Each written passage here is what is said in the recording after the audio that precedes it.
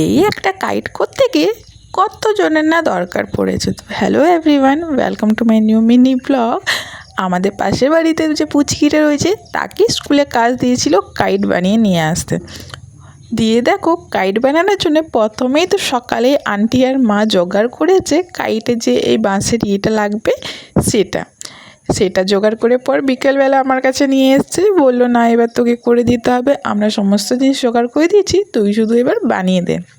দিয়ে এখানে বসে গেছি মা, আমি আর আন্টি। আর দেখো, কাইটের শেপে করে আমি একটা প্লেন পেপার কেটে নিয়েছি।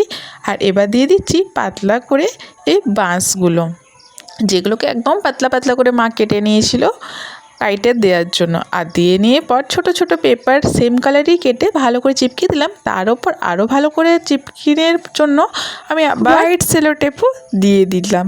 আর এই দেখো, মোটামুটি আমাদের কাইটটা রেডি। এবার নিচের পোর্শনটা রেডি করছি, যেহেতু কালারফুল করলে ভালো লাগবে, তাই দেখো একটা স্কোয়ার কেটে দিয়ে দিচ্ছি রেড কালারের, তার উপর দিচ্ছি এই ইয়েলো কালারের।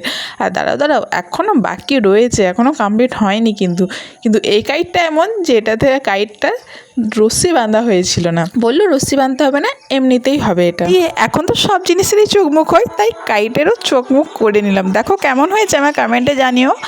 ভিডিওটা লাইক কমেন্ট শেয়ার করতে ভুলবে না। আজকের মতন আসছি, তাহলে তোমরা কিন্তু কমেন্টে জানাতে ভুলো না।